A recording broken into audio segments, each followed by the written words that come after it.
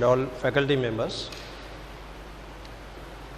हाँ, cell membrane के पिछले व्याख्यान में जैसे केमिकल कंपोजिशन पे आपसे मैंने शेयर किया। हाँ, प्लाज्मा झिल्ली वैसे तो सैकड़ों तरह के कार्य परफॉर्म करती है। हाँ, ये रिकॉग्निशन का काम करती है, रिसेप्टर्स का काम करती है। हाँ, लेकिन मुख्य जो काम है प्लाज्मा झिल्ली का वो होता है इस प्लाज्मा झिल्ली के द्वारा होने वाला परिवहन, दैट इज ट्रांसपोर्टेशन। अब हर सेल में मॉलिक्यूल सेल के बाहर से अंदर प्रवेश करते हैं, सेल के अंदर से बाहर प्रवेश करते हैं। किसकी सांद्रता कितनी है, किसका मेम्ब्रेन पोटेंशियल कितना है, किस पे कितना आवेश है, किसकी साइज़ कितनी है, तो कई तरह की बातें हैं जिन पे ये ट्रांसपोर्टेशन जो होता है वो डिपेंड करता है। तो प्लाज्मा झिल्ली के द्वारा जो परिवहन की जो क्रिया है ट्रांसपोर्टेशन, उसमें जो मुख्य जो टाइप्स है ये एक तो ऑस्मोसिस या विसरण, सेकंड इज डिफ्यूजन,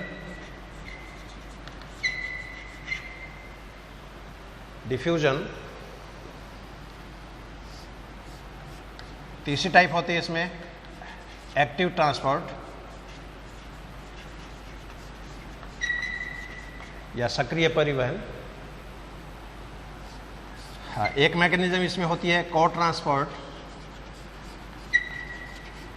या सह परिवहन। हाँ, एंडोसाइटोसिस और एक्सोसाइटोसिस।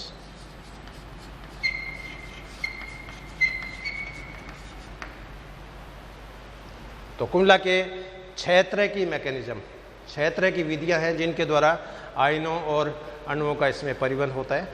पहली विधि ऑस्मोसिस या परासरण, सेकंड विधि डिफ्यूजन या विसरण, तीसरी विधि एक्टिव ट्रांसपोर्ट या सक्रिय परिवहन, चौथी विधि को ट्रांसपोर्ट या सह परिवहन, पांचवी विधि है एंडोसाइटोसिस और छठी विधि है एंडोसाइटोसिस। तो सेल मेम्ब्रेन का ये जो टॉपिक है ये बहुत ही इम्पॉर्टेंट है और अंडर ग्रेजुएट से लेके पोस्ट ग्रेजुएट लेवल तक के जितनी भी परीक्षाएं होती है सभी में इस पे क्वेश्चंस जो है आते हैं। अब ये फंक्शन कैसे परफॉर्म होता है उन पे मैं आपसे चर्चा करूँगा। पहला जो मेथड है दैट इज़ ऑस्मोसिस या परासरण। अब कोई भी सेल्स हो उसमें 2 तरह के मॉलिक्यूल्स पाए जाते हैं, एक तो सॉल्यूट और एक सॉल्वेंट। मान लीजिए सेल के अंदर प्रोटोप्लाज्म है, तो प्रोटोप्लाज्म में एक्वेटिक मीडियम है, वो पानी है सपोज, अपनी बॉडी में 80% पानी होता है। अब इस पानी के अंदर जो भी मॉलिक्यूल इसके अंदर डिजोल्व हैं, सोडियम आयन हो सकते हैं, पोटेशियम आयन हो सकते हैं, ग्लूकोज हो सकती है, फ्रुक्टोज हो सकती है। तो प्रोटोप्लाज्म में पानी जो है वो यहाँ पर सॉल्वेंट का काम कर रहा है, यानी विलायक का। और इस पानी के अंदर जो मॉलिक्यूल सस्पेंडेड है, sodium ion, potassium ion, glucose, fructose है, वो यहाँ पर सॉल्यूट है। तो विलायक और विलेय प्रकार का सिस्टम हर सेल के अंदर मिलेगा, सेल के बाहर भी मिलेगा, क्योंकि सेल के अंदर है वो प्रोटोप्लाज्म है, सेल के बाहर है वो बाह्य कोशिकीय तरल है, एक्स्ट्रासेलुलर फ्लूइड है, जो अपनी बॉडी में कई रूपों में मिलता है। अपने ब्रेन में CSF एक तरह का एक्स्ट्रासेलुलर फ्लूइड है, ब्लड का प्लाज्मा है ये ACF है, ब्लड का सीरम है, टिश्यू फ्लूइड है, लसिका है, आँखों के अंदर जो ट्रांससेलुलर फ्लूइड भरा हुआ है, कानों के अंदर पेरिलिम्फ, एंडोलिम्फ भरा हुआ है, अपनी पूरी बॉडी में फ्लूइड ही फ्लूइड है। सेल के अंदर भी तरल है और सेल के बाहर भी तरल है। अब ऑस्मोसिस की सिंपल डेफिनेशन क्या होगी? ऑस्मोसिस वह क्रियाविधि है जिसके अंदर सॉल्वेंट मॉलिक्यूल्स का कम सॉल्यूट कंसंट्रेशन से हायर सॉल्यूट कंसंट्रेशन की तरफ मूवमेंट होती है। इसके अंदर ATP का उपयोग नहीं होता है। या सिंपल डेफिनेशन इसकी और बताऊं, कम सॉल्यूट कंसंट्रेशन से हायर सॉल्यूट कंसंट्रेशन की तरफ सॉल्वेंट मॉलिक्यूल्स का गमन है। यहाँ पर सपोज मान लीजिए ये कोई एक मेम्ब्रेन है, सपोज ये प्लाज्मा झिल्ली है मान लो, हाँ, ये इस प्लाज्मा झिल्ली का इनर मीडियम है, यानी सेल के अंदर वाला पार्ट, और इधर ये सेल का बाहर का माध्यम है, एक्सटर्नल मीडियम। हाँ, मान लीजिए सेल के अंदर 100 मॉलिक्यूल पानी के हैं, सेल के बाहर भी मान लीजिए 100 मॉलिक्यूल पानी के हैं। अब इस सेल के अंदर मान लीजिए 20 मॉलिक्यूल सोडियम आयन हैं और सेल के बाहर मान लीजिए 40 मॉलिक्यूल्स सोडियम आयन हैं। अब सेल के अंदर और बाहर पानी की मात्रा सेम है, यहाँ भी 100 मॉलिक्यूल है, यहाँ भी 100 मॉलिक्यूल है। डिफरेंस किसका है? सोडियम आयनों का। सेल के अंदर 20 सोडियम आयन है, सेल के अंदर 40 सोडियम आयन है। अब सेल का जो इंटीरियर है इसमें सॉलिड कंसंट्रेशन कम है, सॉलिड कंसंट्रेशन कम है, सेल के बाहर सॉलिड कंसंट्रेशन ज़्यादा है, लेकिन फ्री अवेलेबल वाटर जो मॉलिक्यूल है वो सेल के अंदर ज़्यादा है, सेल के बाहर कम है। यहाँ पर अपन ये मान के चले, सपोज एक सोडियम आयन एक पानी के मॉलिक्यूल को सपोज उदासीन कर देता है, मान लो। अब यहाँ पर 20 सोडियम आयन है, तो 20 सोडियम आयन ने 20 पानी के मॉलिक्यूल्स को न्यूट्रलाइज कर दिया, तो इस मीडियम में अवेलेबल जो पानी के मॉलिक्यूल्स कितने हो गए? 80। और यहाँ पर 40 सोडियम आयनों ने 40 पानी के मॉलिक्यूल को न्यूट्रलाइज कर दिया, तो यहाँ पर जो फ्री पानी के मॉलिक्यूल अवेलेबल है वो कितने हो गए? 60। लेकिन ऑस्मोसिस में क्या होगा? सॉलिड की मूवमेंट नहीं होती है, आयनों और अणुओं की मूवमेंट नहीं होती है, इसमें विलायक जो मॉलिक्यूल है उसकी मूवमेंट होती है। अब यहाँ पर जो मूवमेंट होगी वो पानी की मूवमेंट होगी। तो डेफिनेशन में मैंने क्या बोला? Osmosis is that process in which transportation of solvent molecules from low solid concentration to higher solid concentration through a semi permeable membrane. अब ये सेमी परमिएबल मेम्ब्रेन जो होती है ये जीवित कोशिकाओं में पाई जाती है, इसलिए ऑस्मोसिस का जो प्रोसेस होगा ये जीवित कोशिकाओं में होगा, डेड सेल्स में नहीं होगा। तो यहाँ पर इसी मॉडल में अब यहाँ पर पानी यहाँ पर ज़्यादा है, यहाँ पर कम है। वैसे तो पानी दोनों तो बराबर है, लेकिन यहाँ पर अवेलेबल जो वाटर है, फ्री अवेलेबल वाटर, यहाँ पर 80 मॉलिक्यूल है, इधर ये 60 मॉलिक्यूल है, इसलिए यहाँ पर पानी के मॉलिक्यूल की जो मूवमेंट होगी वो इस इंटरनल मीडियम से एक्सटर्नल मीडियम की तरफ होगी। अब मान लीजिए सेल के अंदर से मॉलिक्यूल बाहर जाते हैं, तो ये घटना एक्सोसाइटोसिस कहलाती है। पानी के मॉलिक्यूल यदि बाहर से अंदर प्रवेश करते हैं तो ये घटना एंडोसाइटोसिस कहलाती है। तो यहाँ पर सॉल्वेंट मॉलिक्यूल की मूवमेंट इंटीरियर टू एक्सटीरियर हो रही है या एक्सटीरियर टू इंटीरियर हो रही है, उसकी बेसिस पे ये जो ऑस्मोसिस का जो प्रोसेस है ये 2 टाइप का होता है, जिसमें एक तो अंतःपरासरण या एंडोसाइटोसिस और दूसरा होता है बहिःपरासरण या एक्सोसाइटोसिस।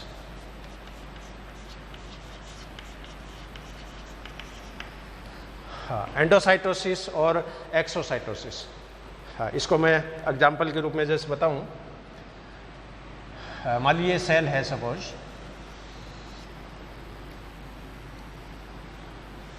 हाँ, इस एक सेल में एंडोसाइटोसिस भी हो रहा है और इसी सेल में मान लीजिए एक्सोसाइटोसिस भी हो रहा है।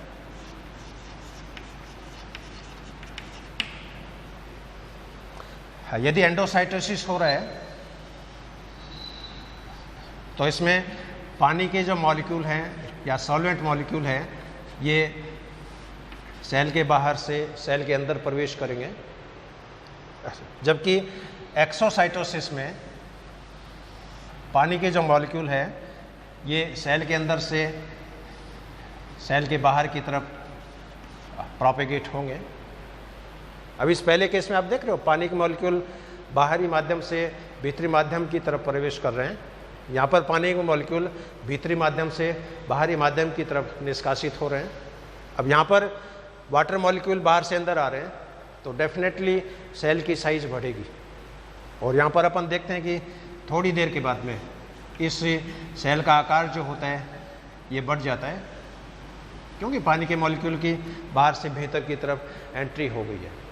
और इस वाले केस में क्या होगा, कोशिका पहले की तुलना में छोटी हो जाएगी, सिकुड़ जाएगी। अब यहाँ पर सेल की साइज बढ़ रही है, सेल के अंदर प्रेशर बढ़ रहा है, यहाँ पर सेल टर्गिड हो गई, सेल जो एकदम टाइट हो गई। और टाइट जो कोशिकाएं होती है इनको टर्गिड सेल्स के नाम से जाना जाता है। इधर जो कोशिका है वो सिकुड़ गई, और सिकुड़ी जो कोशिकाएं होती है वो फ्लैसिड सेल के नाम से जानी जाती है। तो सॉल्वेंट मॉलिक्यूल की एंट्री किस डायरेक्शंस में हो रही है उसकी बेसिस पे ऑस्मोसिस का प्रोसेस दो टाइप का हो सकता है, अंतःपरासरण और बहिःपरासरण। और अपनी बॉडी के अंदर दोनों तरह की इवेंट्स जो होती है वो देखने को मिलती है। अब एनवायरनमेंट की जैसे मैंने चर्चा करी, अपनी बॉडी में इंटरनल एनवायरनमेंट है, अपनी सेल के अंदर इंटरनल एनवायरनमेंट है, अपनी बॉडी के बाहर एनवायरनमेंट है, सेल के बाहर एनवायरनमेंट है। और यहाँ पर हर सेल की ये टेंडेंसी रहती है कि वो सेल के आंतरिक वातावरण को नियत बनाए रखे। हर एनिमल की ये टेंडेंसी रहती है कि वो शरीर के अंदर के वातावरण को, आंतरिक वातावरण को नियत बनाए रखे। और आंतरिक वातावरण को नियत बनाए रखने की जो परिघटना होती है इसको होम्योस्टेसिस के नाम से जाना जाता है। अपने मान लीजिए ब्लड में पीएच में जरा सा भी चेंज हो गया, होम्योस्टेसिस चेंज हो गया। आपकी बॉडी में टेम्परेचर में चेंजिंग आ गई, चेंजिंग हो गया। सेल के अंदर फ्लूइड की मात्रा कम ज़्यादा हो गई, चेंजिंग हो गया। ब्लड प्रेशर कम ज़्यादा हो गया, चेंजिंग हो गया। तो अपनी बॉडी में ऐसा सिस्टम होता है कि इंटरनल एनवायरनमेंट को हमेशा कांस्टेंट बनाए रखा जाता है। लेकिन इस एनवायरनमेंट को बनाए रखने के लिए फ्लूइड मीडियम जो होते हैं वो जनरली 3 प्रकार के हैं। वैसे तो 6 प्रकार के हैं, लेकिन आपके यूजी लेवल के हिसाब से 3 तरह के मीडियम हैं, वो मैं आपसे यहाँ पर चर्चा करूँगा। इसमें एक मीडियम तो होता है आइसोटोनिक या समपराशरी। आइसोटोनिक मीडियम या समपराशरी। दूसरा मीडियम होता है हाइपोटोनिक या अल्प पराशरी। तीसरा होता है हाइपरटोनिक या अति पराशरी। आइसोटोनिक मीडियम में क्या होगा, सेल के अंदर और सेल के बाहर सांद्रता बराबर होती है। सेल के अंदर कंसंट्रेशन सेम है, उतनी कंसंट्रेशन सेल के बाहर है। इसलिए इस तरह का जो मीडियम होता है इसमें कोई भी मॉलिक्यूल्स, आयनों और अणुओं का यहाँ पर ट्रांसपोर्टेशन नहीं होता है। यहाँ पर सेल की आकृति में कोई परिवर्तन नहीं होता है, सेल की साइज में कोई परिवर्तन नहीं होता है। तो इस तरह का मीडियम जब सेल के अंदर और सेल के बाहर सांद्रता बराबर हो उसको आइसोटोनिक मीडियम के नाम से जाना जाता है। हाइपोटोनिक मीडियम में क्या होगा, सेल के बाहर सांद्रता कम होगी और सेल के अंदर सांद्रता ज़्यादा होती है। इसलिए इस तरह के मीडियम में क्या होगा, सॉल्वेंट जो मॉलिक्यूल्स हैं ये सेल के बाहर से अंदर प्रवेश करते हैं। या यूँ कह सकते हैं कि हाइपोटोनिक मीडियम में अंतःपरासरण की घटना होती है, एंडोस्मोसिस की घटना होती है। और जब एंडोस्मोसिस होता है तो ऑस्मोसिस के बाद में इस सेल की साइज जो होती है वो बढ़ जाती है। हाइपरटोनिक मीडियम में क्या होगा, यहाँ पर सेल के बाहर सांद्रता ज़्यादा है, सेल के भीतर सांद्रता कम है। इसलिए पानी के मॉलिक्यूल सेल के अंदर से सेल के बाहर की तरफ निष्कासित होंगे, और ज्यों-ज्यों वाटर मॉलिक्यूल सेल के अंदर से बाहर की तरफ निष्कासित होते हैं सेल की साइज छोटी हो जाती है, सेल सिकुड़ जाती है। या यूँ कहें इस तरह के माध्यम में एक्स ऑस्मोसिस की घटना होती है। हमारी ये सेल है और सेल के अंदर से मॉलिक्यूल जो है वो बाहर निकल रहे हैं। तो आफ्टर एक्स ऑस्मोसिस इस सेल की साइज जो होती है छोटी हो जाती है, सेल खुरदरी हो जाती है, सेल रिंकल शेप की हो जाती है। तो आइस मीडियम की बेसिस पे 3 तरह की कंडीशन बॉडी के अंदर देखने को मिलती है, आइसोटोनिक टाइप, हाइपोटोनिक टाइप और हाइपरटोनिक टाइप। आइसोटोनिक मीडियम में सेल के अंदर और सेल के बाहर सांद्रता सेम होती है, इसलिए इस तरह के मीडियम में कोई भी आयनों और अणुओं का विनिमय नहीं होगा। हाइपोटोनिक मीडियम में सेल के अंदर सांद्रता कम है, सेल के बाहर सांद्रता ज़्यादा है। पानी की मैं बात कर रहा हूँ यहाँ पर, इसलिए यहाँ पर पानी के मॉलिक्यूल बाहर से अंदर प्रवेश करेंगे और सेल की साइज़ बढ़ जाएगी। हाइपरटोनिक में सेल के बाहर कंसंट्रेशन ज़्यादा है, सेल के अंदर कंसंट्रेशन कम है, इसलिए पानी के मॉलिक्यूल अंदर से बाहर जाएंगे और सेल यहाँ पर जो होती है वो सिकुड़ जाती है। इसी का एक सिंपल एक्सपेरिमेंट भी लेबोरेटरी में जैसे जनरली हम करवाते हैं। सपोज आरबीसी है, सपोज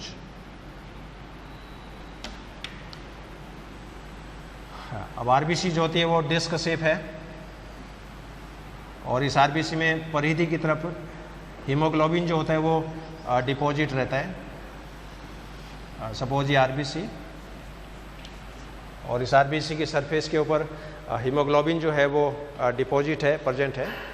अब इस आरबीसी को 3 तरह के मीडियम में रखें। मान लो इसी आरबीसी को आपने आइसोटोनिक मीडियम में रखा, इसी आरबीसी को आपने हाइपोटोनिक मीडियम में रखा,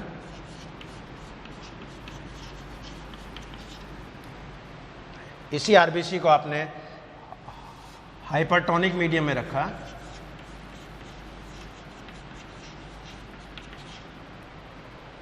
अब इन तीनों मीडियम में 7-8 मिनट के बाद में अपन क्या ऑब्जर्व करते हैं कि आइसोटोनिक मीडियम जो होता है, इस मीडियम में आरबीसी के अंदर सांद्रता और आरबीसी के बाहर सांद्रता सेम है, इसलिए यहाँ पर कोई विनिमय नहीं होता है और आरबीसी की आकृति में कोई परिवर्तन नहीं होता है। जितनी आरबीसी पहले थी वही आरबीसी की साइज़ बाद में रहती है और इसमें हीमोग्लोबिन है वो इंटैक्ट है और देयर इज़ नो चेंज। तो सेल को जब आइसोटोनिक विनिमय में रखा जाता है तो आयनों और अणुओं का विनिमय नहीं होता है और सेल की आकृति में कोई विशेष परिवर्तन नहीं होता है। हाइपोटोनिक मीडियम में क्या होगा, अब इसके अंदर सेल के अंदर सांद्रता ज़्यादा है, सेल के बाहर सांद्रता कम है और इसके अंदर अंतःपरासरण होता है। अंतःपरासरण होता है तो सेल का टारगेट प्रेशर बढ़ेगा और टारगेट प्रेशर जो बढ़ेगा आरबीसी की प्लाज्मा झिल्ली जो होती है वो फट जाती है और आरबीसी की प्लाज्मा झिल्ली जब फट जाती है तो इसका सारा हीमोग्लोबिन जो होता है ये बाहर निकल जाता है और ये घटना कहलाती है हीमोलाइसिस। तो कई बार अपन देखते हैं कि ब्लड के अंदर आरबीसी फट गई और आरबीसी का सारा हीमोग्लोबिन प्लाज्मा के अंदर डिजोल्व हो जाता है और ये हीमोग्लोबिन फिर पेशाब के थ्रू शरीर के बाहर निष्कासित होता है। इधर हाइपरटोनिक कंडीशंस में क्या होगा, अब इसमें सेल के बाहर सांद्रता ज़्यादा है, इसलिए यहाँ पर पानी के मॉलिक्यूल जो होते हैं वो बाहर निकल जाते हैं और आरबीसी जो होती है ये सिकुड़ जाती है, इसकी आकार जो होता है ये छोटा हो जाता है और इस तरह की सिकुड़ी जो आरबीसी है, उबड़ खाबड़ जो आरबीसी है, इसको पॉइकिलोसाइट के रूप में, पॉइकिलोसाइट के नाम से इसको जाना जाता है। पॉइकिलोसाइट या सेनाइल आरबीसी। तो आरबीसी के अंदर डेथ जब होती है, क्योंकि आरबीसी की लाइफ साइकिल है वो 120 दिन है अपने ह्यूमन के अंदर, तो 60 दिन के बाद में जितनी भी आरबीसी है वो उबड़ खाबड़ हो जाएगी, उसका डिहाइड्रेशन होने लग जाता है और 120 दिन के बाद में इन आरबीसी की मृत्यु हो जाती है और मृत आरबीसी की जो प्लाज्मा झिल्ली है उसको घोस्ट के नाम से जाना जाता है। आरबीसी की जो खाली जो खोखे होते हैं, इन खाली खोखों को घोस्ट के नाम से जाना जाता है। तो ये एक सिंपल पहली मैकेनिज्म है ऑस्मोसिस। तो osmosis is that process in which solvent molecule transported from their low solute concentration to higher solute concentration through a semi-permeable membrane or through a plasma membrane, and this phenomenon is exists only in living cells. मृत कोशिकाओं में ये घटना देखने को नहीं मिलेगी, इसके लिए कोशिकाओं का जिंदा होना बहुत ज़रूरी है। मृत कोशिकाएं जो होती है उसके अंदर डिफ्यूजन का प्रोसेस देखने को मिलेगा। डिफ्यूजन जिंदा कोशिकाओं में भी होता है, मृत कोशिकाओं में भी होता है, सॉलिड में भी होता है, लिक्विड में भी होता है, गैस में भी होता है। लेकिन ये जो मोमेंट है ये पर्टिकुलरली सॉल्वेंट मॉलिक्यूल्स में होती है, यानी विलायक अणुओं में होती है, विले मॉलिक्यूल्स में नहीं होती है। और बॉडी के हेल्दी इकोसिस्टम के लिए, बॉडी के इंटरनल एनवायरनमेंट को कांस्टेंट बनाए रखने के लिए इस मोमेंट का होना भी बहुत ज़रूरी है। हाँ, अब इसके बाद में सेकंड मोमेंट, सेकंड जो मोमेंट है दैट इज़ डिफ्यूज़न या विसरण। डिफ्यूजन का जो प्रोसेस है ये ऑस्मोसिस से थोड़ा डिफरेंट है। ऑस्मोसिस में जहाँ पर सॉल्वेंट मॉलिक्यूल्स में मूवमेंट हो रही थी, सॉलिड में नहीं हो रही थी, यहाँ पर इसका उल्टा होगा। यहाँ पर सॉलिड में मूवमेंट होती है, सॉल्वेंट में नहीं होती है। तो डिफ्यूजन में क्या होता है कि इस विधि में आयनों और अणुओं का परिवहन उच्च सांद्रता से निम्न सांद्रता की ओर होता है। Diffusion is that process in which molecules or ions transported from their higher concentration to lower concentration due to its inherent kinetic energy। यहाँ पर जो मोमेंट है ये आयनों और अणुओं की स्वयं की गतिज ऊर्जा के कारण है, due to their inherent kinetic energy. और इसमें प्लाज्मा झिल्ली प्रेजेंट हो कोई ज़रूरी नहीं है, कोशिका जिंदा हो कोई ज़रूरी नहीं है। ये प्रोसेस लिविंग सेल्स में भी हो सकता है, डेड सेल्स में भी हो सकता है, सॉलिड में भी हो सकता है, लिक्विड में भी हो सकता है, गैस में भी हो सकता है।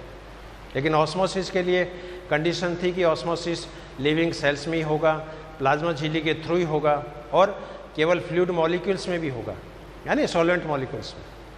तो डिफ्यूजन वो प्रक्रिया है जिसमें आयनों और अणुओं का परिवहन उच्च सांद्रता से निम्न सांद्रता की ओर स्वयं की गतिज ऊर्जा के द्वारा होता है। अब ये जो डिफ्यूजन है ये मेनली दो टाइप का होता है। एक तो सिंपल डिफ्यूजन या सामान्य विसरण, दूसरा फैसिलिटेटेड डिफ्यूजन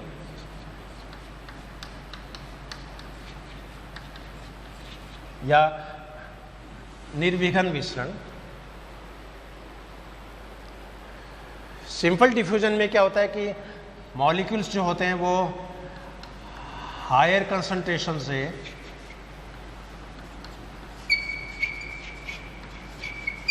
लोअर कंसंट्रेशन की तरफ ट्रांसपोर्ट होते हैं, लेकिन इसमें कोई वाहक अणुओं की आवश्यकता नहीं होती है। In simple diffusion molecules are transported from higher concentration to lower concentration and there is no requirement of any transporter molecules or any carrier molecules। लेकिन facilitated diffusion में क्या होगा, यहाँ पर भी मोमेंट हायर कंसंट्रेशन से लोअर कंसंट्रेशन की तरफ होती है,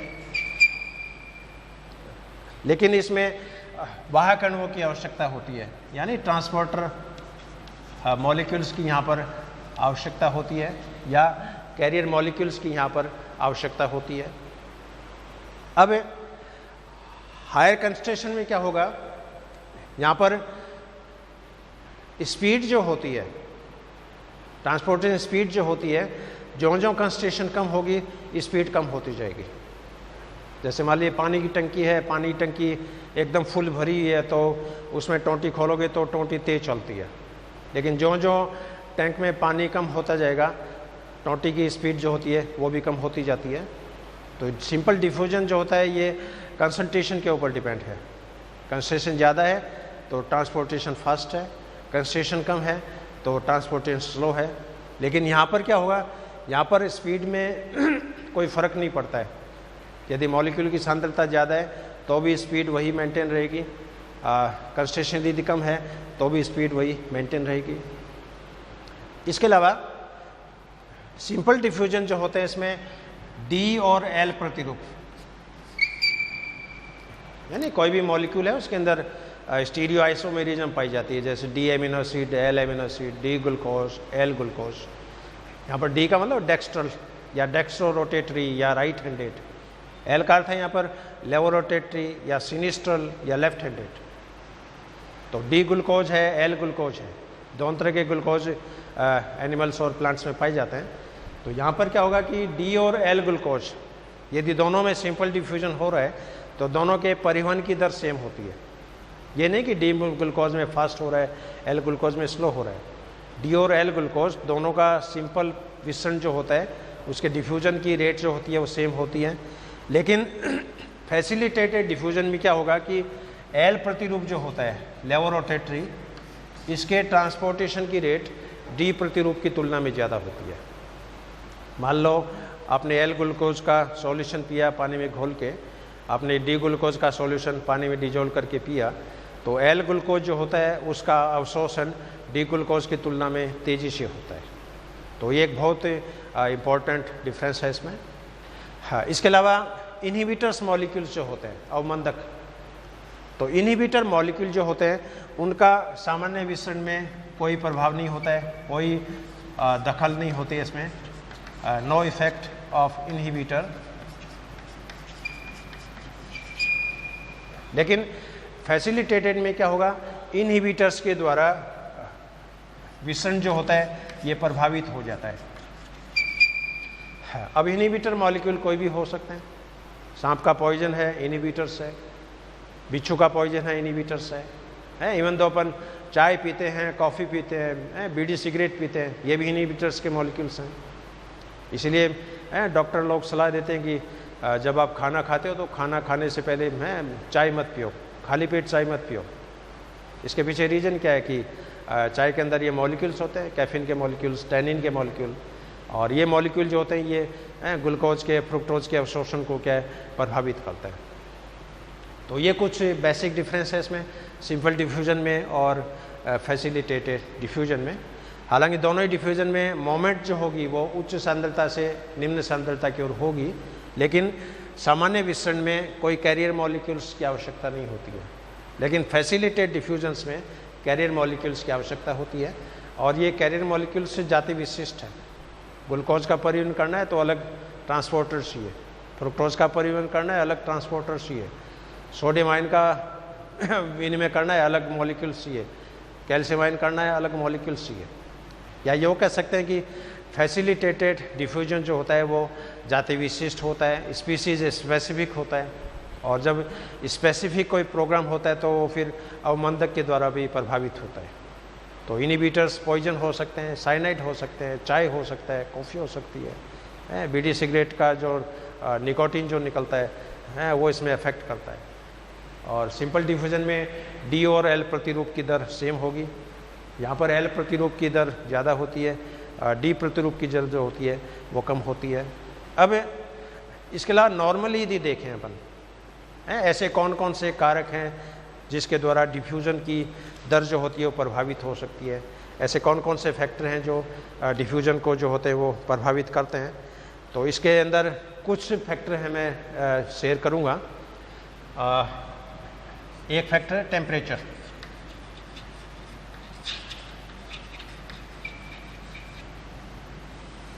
तापमान।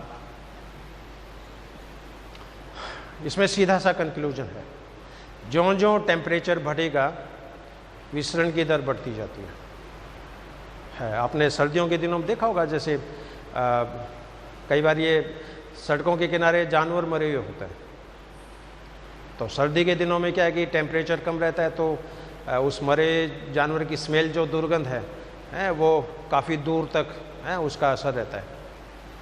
और ज्यों ज्यों फिर सूरज उगता है, धूप निकलती है, तापमान तेज होता है। अब दिन के समय दोपहर में 12 बजे के आसपास आप उस डेड बॉडी के पास से गुजरो, आपको इतनी दुर्गंध महसूस नहीं होगी, लेकिन सुबह के टाइम और रात्रि के टाइम जब तापमान कम हो जाता है उसमें दुर्गंध सबसे ज़्यादा महसूस होती है। तो ज्यों ज्यों तापमान बढ़ेगा विसरण की दर बढ़ती जाएगी। तो टेम्परेचर एक इसमें एक मेन कारक है। इसके अलावा कंसंट्रेशन, सांद्रता,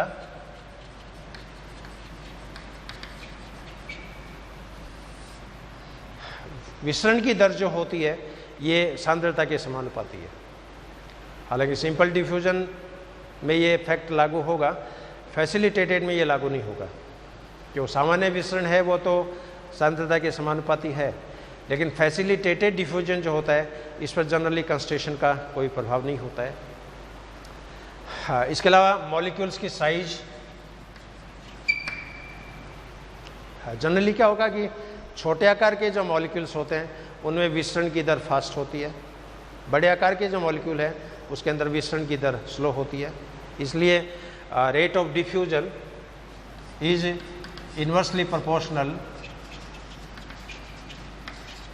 टू साइज। साइज छोटी होगी विसरण फास्ट होगा, साइज बड़ी है विसरण स्लो होगा। इसके अलावा आवेश के ऊपर चार्ज,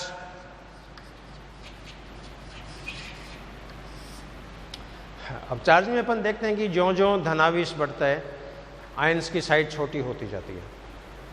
सपोज कैल्शियम है, मान लीजिए कैल्शियम पे एक आवेश है, सपोज कैल्शियम पे 2 आवेश है और एक कैल्शियम है वो बिना आवेश वाला है। अब यहाँ पर नॉर्मल कैल्शियम जिसमें आयनाइजेशन नहीं हुआ है, इलेक्ट्रॉन्स बाहर निकले हैं, इसकी साइज बड़ी है। 1 इलेक्ट्रॉन बाहर निकल गया, साइज छोटी होगी। 2 इलेक्ट्रॉन निकल गए, साइज और छोटी होगी। अब धनावेश जो बढ़ता है आयंस का आकार छोटा होता जाता है और जो आयन का आकार छोटा होगा उसके विसरण की दर बढ़ती जाएगी। लेकिन नेगेटिव चार्ज के केस में उल्टा होगा है। सपोज मान लीजिए ऑक्सीजन है, सपोज एटॉमिक ऑक्सीजन, कोई आवेश नहीं है, एक ऑक्सीजन पे 1 ऋणावेश है। एक ऑक्सीजन ऐसी है जिसके ऊपर 2 ऋणावेश हैं। अब यहाँ पर अपन क्या देख रहे हैं कि एटॉमिक ऑक्सीजन है, इसकी साइज छोटी है। 1 इलेक्ट्रॉन ग्रहण करते ही इसकी साइज बढ़ गई, 2 इलेक्ट्रॉन ग्रहण करते ही इसकी साइज और बढ़ गई। अब यहाँ पर क्या होगा, पहले वाले केस का उल्टा होगा। धनावेश यदि बढ़ता है तो साइज छोटी होती है, विसरण की दर बढ़ेगी। लेकिन ऋणावेश यदि बढ़ता है तो साइज बढ़ेगी और जो साइज बढ़ती है विसरण की दर जो होती है वो स्लो होती जाती है। इसके अलावा इनहिबिटर्स का प्रभाव पड़ेगा। सामान्य विसरण पे तो हालांकि इनहिबिटर्स का कोई प्रभाव नहीं पड़ता है, लेकिन फैसिलिटेट डिफ्यूजन जब होता है तो इनहिबिटर्स जो होते हैं वो परिवहन की क्रिया को अवमंदित कर देते हैं, इनहिबिट कर देते हैं। इसके अलावा सरफेस एरिया, सेल छोटी है सेल बड़ी है, इसके ऊपर भी डिपेंड करता है।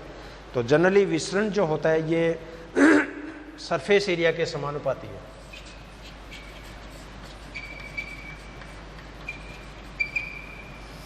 तो डिफ्यूजन की दर पृष्ठ सतह के समानुपाती होती है और हर सेल का अपना अपना सरफेस एरिया होता है, वॉल्यूम होता है, उसका अनुपात होता है।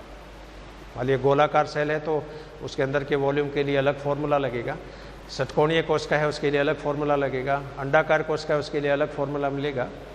तो सेल की जितनी ज़्यादा सरफेस एरिया होगी, पृष्ठ सतह होगी, है उसके अंदर डिफ्यूजन जो होता है वो उतना ही फास्ट होता है। अब अलग अलग मॉलिक्यूल्स का इनका जो परिवहन जो होता है डिफ्यूजन, ये अलग अलग छिद्रों के द्वारा होता है। पिछले व्याख्यान में जैसे मैंने आपको बताया था कि प्लाज्मा झिल्ली के अंदर परमानेंट पोर भी हैं, प्लाज्मा झिल्ली के अंदर डायनेमिक पोर भी है, प्लाज्मा झिल्ली में लिपिड के मॉलिक्यूल्स में हलचल होती रहती है। तो अलग अलग छिद्रों के द्वारा अलग अलग मॉलिक्यूल्स का ट्रांसपोर्टेशन होता है। जितने भी आयन्स हैं, सोडियम आयन, पोटेशियम आयन, इनका परिवहन अलग अलग प्रोटीन चैनल्स के द्वारा होता है, परमानेंट छिद्रों के द्वारा। सोडियम आयन के लिए अलग छिद्र है, पोटेशियम के लिए अलग छिद्र है, कैल्शियम के लिए अलग छिद्र है। जितने भी जो लिपिड सॉल्युबल जो मॉलिक्यूल है हाइड्रोफोबिक नेचर के, इनका परिवहन हमेशा लिपिड के बीच में जो पैविंग ब्लॉक पोर के जो बीच में छिद्र है उन छिद्रों के द्वारा होता है। जितने भी गैसियस मॉलिक्यूल है उनका ट्रांसपोर्टेशन पैविंग ब्लॉक पोर के द्वारा होता है। जितने भी आयन्स जो हैं, आयन्स का ट्रांसपोर्टेशन ट्रांसपोर्टर ये जो आयनोफोर जो होते हैं उनके द्वारा होता है। तो प्लाज्मा झिल्ली में 5 तरह के छिद्र पाए जाते हैं और हर छिद्र से अलग अलग मॉलिक्यूल्स और आयनों का परिवहन होगा कि ये आयन फैट सॉल्युबल है या वाटर सॉल्युबल है या गैसियस प्रकृति के हैं या सॉलिड प्रकृति के हैं या लिक्विड प्रकृति के हैं। जिस तरह की नेचर होगी उसके अकॉर्डिंग इन आयनों और अणुओं का डिफ्यूजन होता है। तो ये एक नट सेल में बहुत ही शॉर्ट में डिफ्यूजन को मैंने डिस्कस किया है। तो डिफ्यूजन वो प्रक्रिया है जिसमें आयनों और अणुओं का परिवहन उच्च सांद्रता से निम्न सांद्रता की ओर स्वयं की गतिज ऊर्जा के कारण होता है। इसमें प्लाज्मा झिल्ली की आवश्यकता नहीं है। ये प्रक्रिया जीवित कोशिकाओं में भी हो सकती है, मृत कोशिकाओं में भी हो सकती है। ये प्रक्रिया सॉलिड, लिक्विड और गैस तीनों तरह के मॉलिक्यूल्स में संपन्न होती है और अलग अलग नेचर के मॉलिक्यूल्स अलग अलग छिद्रों के द्वारा ट्रांसपोर्ट होते हैं और इस प्रोसेस का होना भी बहुत ज़रूरी है सेल के अंदर। अदरवाइज तो सेल का होम्योस्टैसिस डिस्टर्ब हो जाएगा, सेल का आंतरिक वातावरण जो होता है वो डिस्टर्ब हो जाता है और सेल के अंदर और बाहर आयनों का एसिमेट्रिकल डिस्ट्रीब्यूशन है वो बहुत ज़रूरी है। अपनी बॉडी में सेल के बाहर सोडियम आयन ज़्यादा होते हैं, सेल के अंदर पोटेशियम आयन ज़्यादा होते हैं, सेल के बाहर धनावेश होता है, सेल के भीतर ऋणावेश होता है और हर सेल का मेम्ब्रेन पोटेंशियल -70 मिलीवोल्ट होता है। यदि इन आयनों का डिस्ट्रेस हो जाएगा, मान लीजिए सेल की आउटर सरफेस नेगेटिव हो जाए, भीतरी सरफेस सपोज पॉजिटिव हो जाए, तो जो विभवांतर -70 मिलीवोल्ट था वो बढ़कर +10, +20, +30 मिलीवोल्ट हो जाता है। तो आयनों का डिस्ट्रीब्यूशन जब होता है तो सेल जो होती है वो डीपोलराइज हो जाती है, सेल का विभवांतर परिवर्तित हो जाता है और जीरो मेम्ब्रेन पोटेंशियल यदि आ रहा है इट मीन्स उस प्राणी की डेथ हो गई है, उस सेल की डेथ हो गई है, वो सेल निष्क्रिय हो गई है, वो सेल क्विसेंट स्टेज में चली गई है, वो सेल किसी प्रकार के डिफ्यूजन ऑस्मोसिस प्रोसेस को संपादित नहीं करती है। और आदमी की जब मृत्यु होती है तो उसका मेम्ब्रेन पोटेंशियल अपन पोटेंशियोमीटर के द्वारा, एमीटर के द्वारा आप नाप सकते हो। यदि पोटेंशियोमीटर में नीडल में कोई डिफ्लेक्शन नहीं आ रहा है इट मीन्स आदमी है वो डेड हो गया।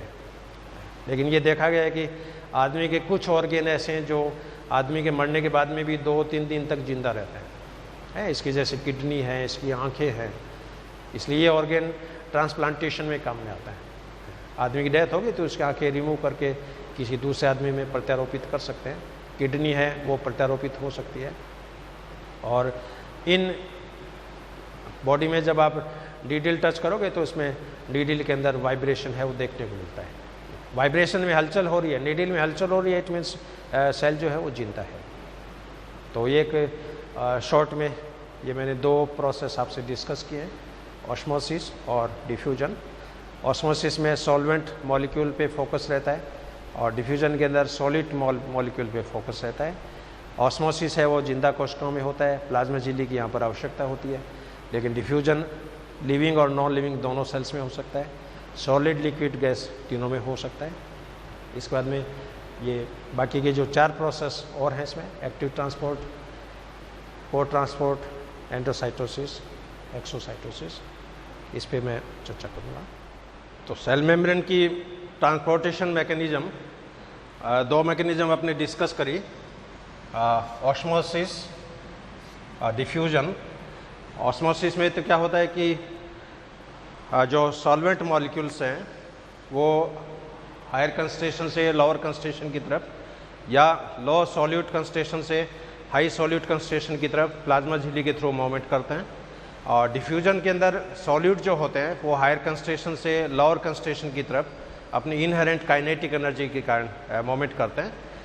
तीसरी जो ट्रांसपोर्टेशन मैकेनिज्म है दैट इज़ एक्टिव ट्रांसपोर्ट या सक्रिय परिवहन। एक्टिव ट्रांसपोर्ट में क्या होगा, सक्रिय परिवहन वह विधि है या वह प्रक्रिया है जिसके अंदर मॉलिक्यूल्स और आयंस निम्न सांद्रता से उच्च सांद्रता की ओर प्लाज्मा झिल्ली के थ्रू परिवहित होते हैं, लेकिन इसमें एटीपी के मॉलिक्यूल्स का उपयोग किया जाता है।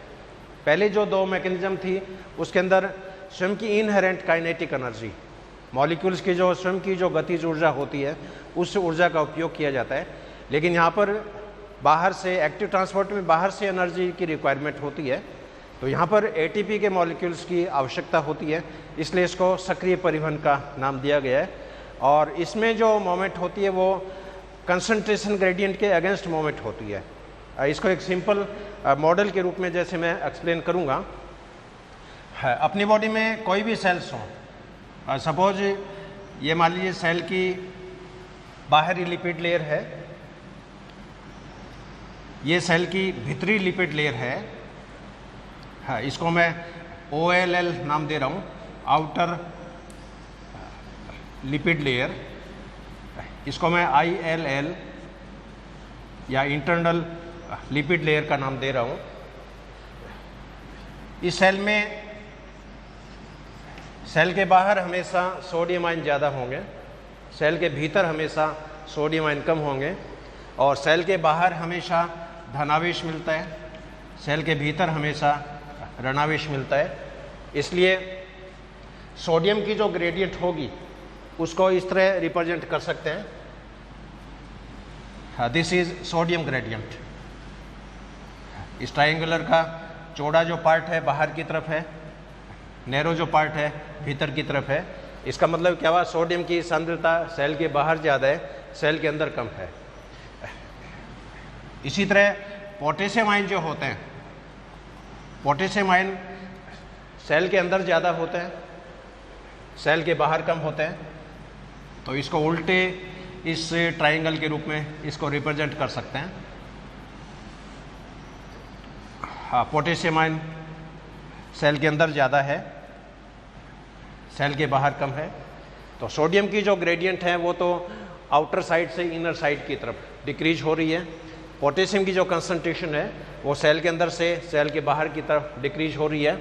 और यहाँ पर सेल का जो विभवांतर होता है, यदि इसके अंदर आप एमीटर कनेक्ट करके यदि इसको करंट को आप देखो सेल को, तो ये पोटेंशियल लगभग आता है -17 मिलीवोल्ट। अब सक्रिय परिवहन में क्या होगा कि सोडियम आयन की सांद्रता बाहर ज़्यादा है, सेल के भीतर कम है, इसलिए सोडियम आयन तो डिफ्यूजन के द्वारा बाहर से भीतर अपने आप ट्रांसपोर्ट होते हैं। इसी तरह पोटेशियम आयन की सांद्रता सेल के अंदर ज़्यादा है, सेल के बाहर कम है, इसलिए पोटेशियम आयन सेल के अंदर से बाहर की तरफ अपने आप डिफ्यूज होते हैं। अब एक्टिव ट्रांसपोर्ट में क्या होगा, सोडियम आयन सेल के अंदर से बाहर ट्रांसपोर्ट होंगे, यानी सांद्रता के विपरीत, कंसंट्रेशन ग्रेडियंट के अगेंस्ट। इसी तरह पोटेशियम आयन जो होंगे वो सेल के बाहर से भीतर की तरफ ट्रांसपोर्ट होंगे अगेंस्ट कंसंट्रेशन ग्रेडियंट। अब यहाँ पर डिफ्यूजन का जो प्रेशर है उसको बैलेंस करने के लिए, उसको संतुलित करने के लिए यहाँ पर ATP के मॉलिक्यूल की आवश्यकता होती है। और इस तरह का जो परिवहन होता है उसके अंदर ट्रांसपोर्टर मॉलिक्यूल्स की रिक्वायरमेंट होती है। तो यहाँ पर मैं एग्जांपल दूंगा सोडियम पोटेशियम दोनों को परिवहित करने वाले ट्रांसपोर्टर मॉलिक्यूल्स का। अब सपोज इसी प्लाज्मा झिल्ली के अंदर ये मान लीजिए कोई ट्रांसपोर्टर मॉलिक्यूल है, और ट्रांसपोर्टर मॉलिक्यूल जो होते हैं उसके अंदर प्रोटीन की 2 सब यूनिट्स पाई जाती है, जिसमें एक तो होती है स्मॉल सब unit, suppose this is small सब यूनिट। हाँ, एक इसमें होती है इसकी बड़ी इकाई, दिस इज लार्ज सब यूनिट।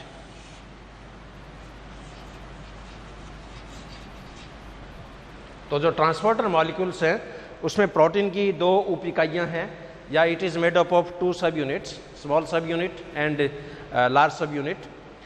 स्मॉल सब यूनिट जो होती है इसके साथ कार्बोहाइड्रेट के मॉलिक्यूल्स भी जुड़े रहते हैं, यानी इट इज़ ग्लाइकोसाइलेटेड। इसके साथ कार्बोहाइड्रेट है जो अटैच्ड है, या ये जो प्रोटीन है ये ग्लाइकोसाइलेटेड है।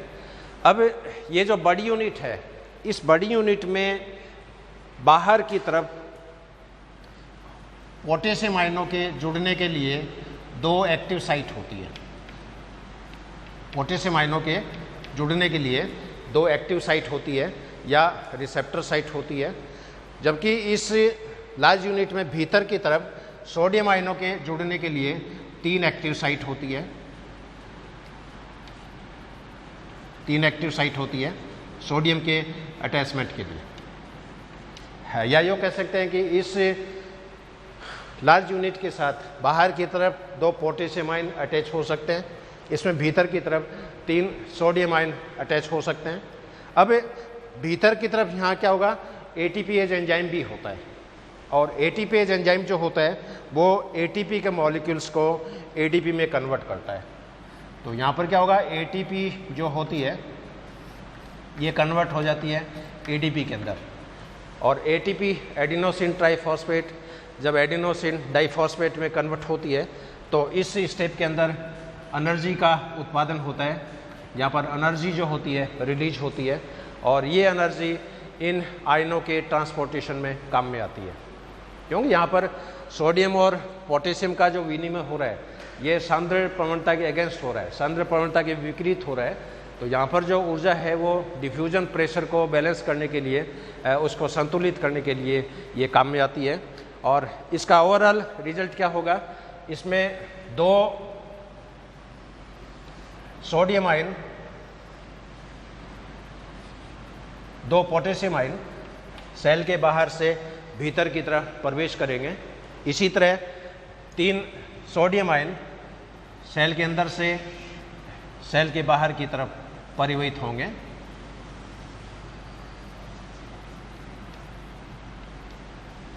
तो इस ट्रांसपोर्टेशन में इस एक ट्रांसपोर्टर मॉलिक्यूल्स के द्वारा 3 सोडियम आयन भीतर से बाहर की तरफ जा रहे हैं और 2 पोटेशियम आयन बाहर से भीतर की तरफ आ रहे हैं।